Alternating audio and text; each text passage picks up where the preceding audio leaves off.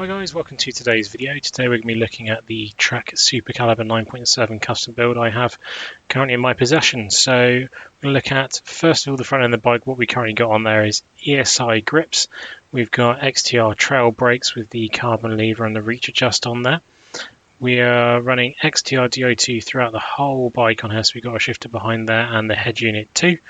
All that's sitting on a Syncross integrated handlebar with a 80mm stem and a 720mm wide bar, which I find quite nice.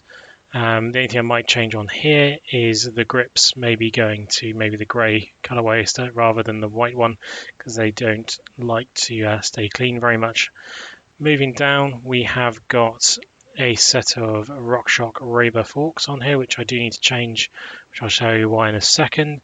We're using Vittoria Peyotes, which I will need to change at some point soon, but I still have another set. We've got Covey Elite 23 Bontrager wheels on here. So these are the entry-level carbon wheels from Bontrager. And the reason I want to change the forks, I could put a remote lock-off system on here, but I feel like I want a new set of forks on there. Crank-wise, we've got the Rotor Capac carbon mountain bike crank with a Q-ring on there. I might be changing this over to a round ring at some point and putting a 34 instead of a 32. For pedal wise, what we have on here is Speedplay Frogs, which I don't make anymore, but I seem to get on them quite nicely, so I thought I'd keep them on there for now and then maybe change when they release a newer version, which is in the works apparently. Rear end, we got an XTR Di2 rear mech with a Garabarek 10 to 50 cassette on the back, which is working very well in this setup here. Got a KMC gold chain on there as well, and I've had personally no issues at all. We got a KCNC rotor 160mm on the rear.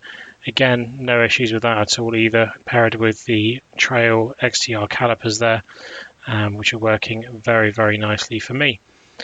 Shock-wise, we've got an ISO strut. This is the basic ISO strut, which is annoying that they don't make this bike with the remote lockout that they do with the more modern one. They must have had a few people complain that they didn't have remote lockout. So the newer version of this will have remote lockout, and to change that you need to change the whole ISO strut to add remote lockout to the rear on that.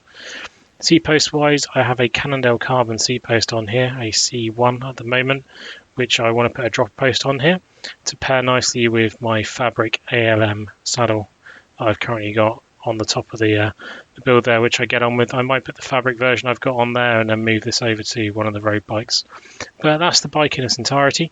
There's a few changes that I have mentioned I want to use on here. The bike is still weighing less than 10 kilos though, so I'm pretty happy with that for full sus.